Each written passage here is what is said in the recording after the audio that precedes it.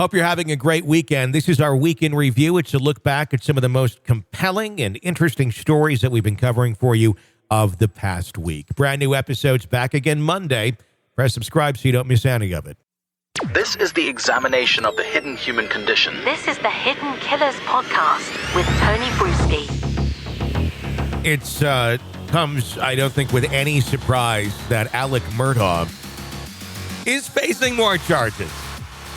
Yes, there's more to add to the list. So now it's not just 99 financial fraud charges against him. They added a whole bunch more to the list. New charges announced last Thursday implicate Murdaugh in multiple instances of tax evasion.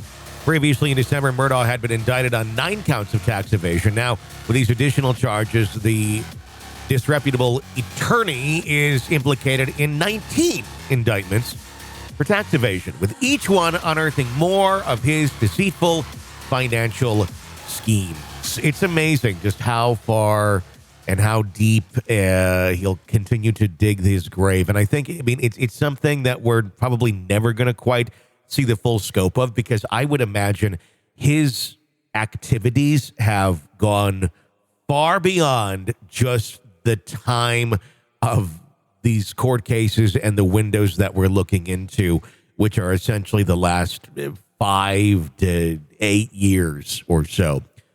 This man, he's 54. So there's plenty of time out there from the 90s and the early 2000s that have not really been accounted for while he's been a grown-up, to see exactly what he's been involved in. But hey, that's just him. He's got other friends or former friends that are also being indicted on many charges as well. It's that whole, remember your mom would say, be careful, who your friends are, just, the circle you keep. It could reflect bad on you if there's some bad apples in there. And this would be a good example of that. Murdaugh himself now up to 102 criminal charges related to a decades-long multi-county financial and drug-related crime spree that we still don't know where all the money went. Neither Murdaugh nor his lead attorneys, Richard Harpootlian or Jim Griffin, appeared in court. Harpootlian, who is a sitting state senator, has filed for protection from court appearances until the end of his current legislative term. That's how much he's ready to jump back in with Alec. Judge Newman and state prosecutors may hold a status conference by telephone with Griffin or another of Murdaugh's defense team and try to schedule a court date before the end of the year. One possible date is October in either Beaufort or Colton counties. But let's talk about Corey Fleming. He was suspended from practicing law by the South Carolina Supreme Court on October 8th of 2021 and indicted on March 16th of 2022 following allegations that he assisted Murdaugh in a scheme to defraud the estate of Murdaugh's late housekeeper, Gloria Satterfield, who died in 2018 following a reported trip and fall incident at Murdaugh's Colton County home known as Moselle. Fleming is also charged in connection with other Murdaugh victims. Fleming, who is being represented by Columbia attorney Deborah Barbier, is now scheduled to stand trial for those charges on September 11th in Beaufort County. The trial is expected to last between 1 and 2 weeks. Then you got the state of South Carolina versus Jerry Rivers. Who's Jerry Rivers? He was indicted on August 19th, 2022 on obstruction of justice charges and later indicted on money laundering and other crimes connected to Murdaugh's stream of illegal money and drugs. Rivers, who remains in jail on $150,000 bond for his last charges, will get his day in court August 28th in Colton County. Another former buddy, Palmetto State Bank CEO Russell Lafitte, indicted in 2022 on both state and federal charges in connection with his role in aiding Murdaugh and misappropriating money for legal clients. Lafitte was convicted on the federal charges in late November, and earlier this month a federal judge denied his second appeal for a new trial.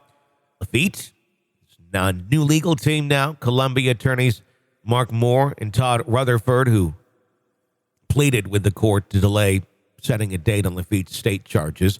The new lawyers say that they need more time to get familiar with the case, and since Lafitte already had a federal conviction and will be sentenced soon, there's no need for the state to rush his trial on state charges. Judge Newman ordered that another status conference be held for Lafitte within 90 to 120 days. Then we have Spencer Roberts. Spencer Antoine Roberts, indicted August 19, 2022, on charges that included money laundering, insurance fraud, and other conduct involving narcotics, dangerous drugs, or controlled substances of a multi-county nature related to Murdaugh's activities. Roberts, who is represented by attorney Sean Kent, will stand trial beginning December 18th in Colton County. And then Cousin Eddie. September 14th, 2021, Curtis Edward Smith was indicted by a local grand jury for his alleged role in aiding Murdaugh with an assisted suicide insurance scheme. Smith later indicted, along with Murdaugh, by the state grand jury on June 28th of 22 on criminal conspiracy and narcotics charges involving drug crimes in a multi-county area. Murdaugh and Smith were indicted together on 2 conspiracy counts, including a narcotics count related to oxycodone, and Smith was also indicted individually for 4 counts of money laundering, 3 counts of forgery, trafficking meth, 10 to 28 grams, 1 count of unlawful possession of a Schedule II controlled substance, and possession of marijuana. Smith is represented by attorneys Amy Zimmerich and Jarnette Bouchette, but was not present in the courtroom due to health problems. His attorney, Amy, told the court last week Smith, who had been suffering from ongoing health issues, was admitted into an intensive care unit in Colton County. While he was released Monday, is immobile and about to start dialysis. The state indicated it wished to delay Smith's criminal trial. Smith has been cooperating with South Carolina Attorney General's office on Murdaugh's cases, said his attorneys, who hinted at the possibility of a plea agreement, saying, "I believe this is a situation that will not require a trial date. I don't think we'll need to take up the court's time and resources on this. Having those charges pending while we move forward with the other cases is advantageous to the state."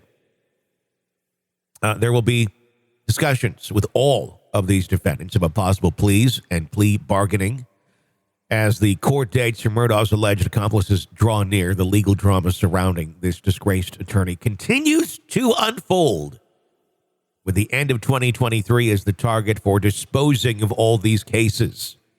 That's what the court wants. The pursuit of justice for the victims and their families remains the primary focus. Showing over yet, and I'll be very surprised if it is truly done by the end of 2023. This is an examination of the hidden human condition. This is the Hidden Killers Podcast with Tony Bruschi. Just amazing what one human being can stir up and how many lives they can ruin for their own selfish and narcissistic purposes. And be completely unaware, oblivious to the damage that they cause. Takes a special type of person, doesn't it?